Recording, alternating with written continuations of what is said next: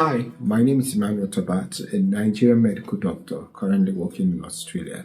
In today's video, I'm going to tell you about the ways that you could come in as an international medical graduate into Australia. So if this is something that you're interested in, let's dive in.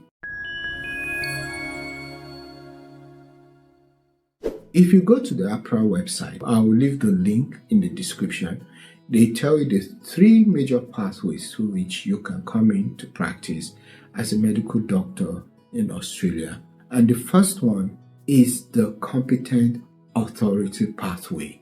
That's the main one, like the main one itself. This pathway is for international medical graduates, those that are not specialists or international medical specialists, including general practitioners. And there are two requirements for that. You must have been assessed by a competent authority and have practiced or have had experience in a competent authority country. So medical doctors all over the world usually have a board, a medical board that everyone is registered under. Like in Nigeria, it's the Nigerian Medical and Dental Council that oversees the doctors in Nigeria. When I was in Saudi Arabia, it was the SCFHS.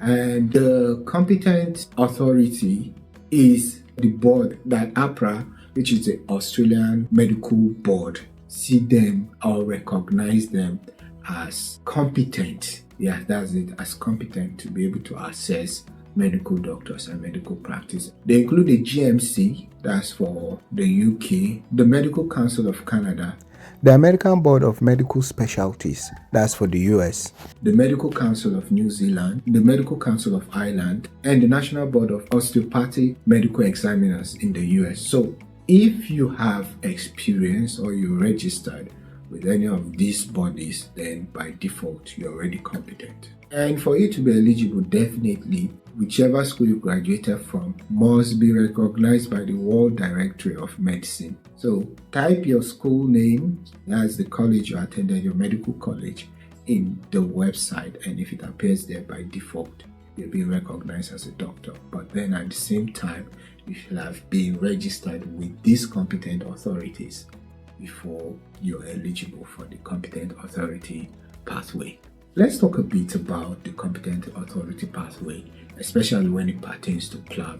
So, as I said earlier, you should have been registered with them and have also had some level of experience with them. The competent authority, after you've registered with them, must also validate your experience. So if you've not, even if you happen to be registered with them, which happens, sometimes international medical graduates will write exams before they move to a country, pass the exams, and be registered. But you also need to have the experience. If you don't have the experience, you are not really eligible for that yet. So yeah, you might be registered with the GMC or the LMCC or USMLE, but still, because you don't have the experience, does not make you eligible to just come through the competent authority pathway.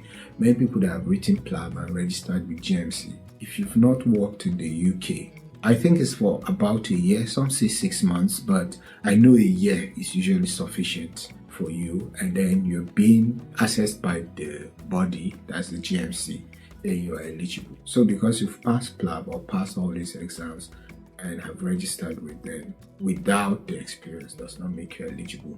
The next pathway is the standard pathway, which is for IMGs that are not eligible for the competent authority pathway. It was through this pathway that I came to Australia, and that involves you sitting for the exams, the AMC1, which is an MCQ exams, and AMC2, or the PLAB exams. That's the PLAB 1 and PLAB 2. That makes you eligible for employment through the standard pathway. But then there's a catch to it too. You must have 12 months of specified supervised practice too. So how I came in here is that I wrote the MC1. There are some hospitals that take IMGs that have just passed the MC1, but you have to go through that compulsory 12 months of supervised practice, which I'm currently doing. And then you would have a limited registration. There's a limit to what you can do in the country. But then after that, you have to sit for the AMC or pass the PLAB 1 and PLAB 2 before you get your general registration. The specialist pathway is for specialists that have had sufficient training to be recognized by APRA.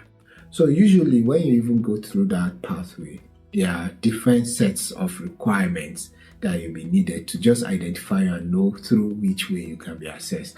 I am not a specialist, so I really don't have much to say about that.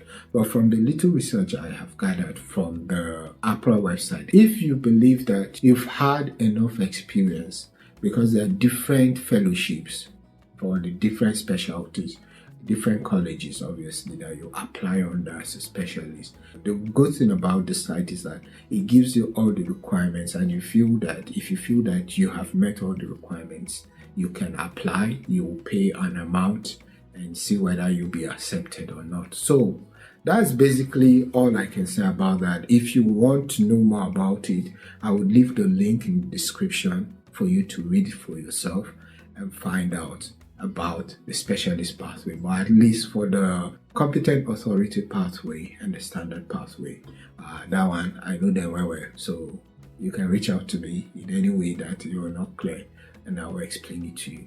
So with that, I hope I've answered your questions about that. I have done a video about the exams, my experience so far. I have just written the AMC1 exams. I'm yet to write the AMC2. I plan to sit for it very soon. Hopefully I pass, and that will add to my knowledge, in which I can share with you guys to help you guys. That's it. I hope you like this video and share it with as many people as possible. If you're yet to subscribe, please subscribe, and I'll see you in my next video. Bye.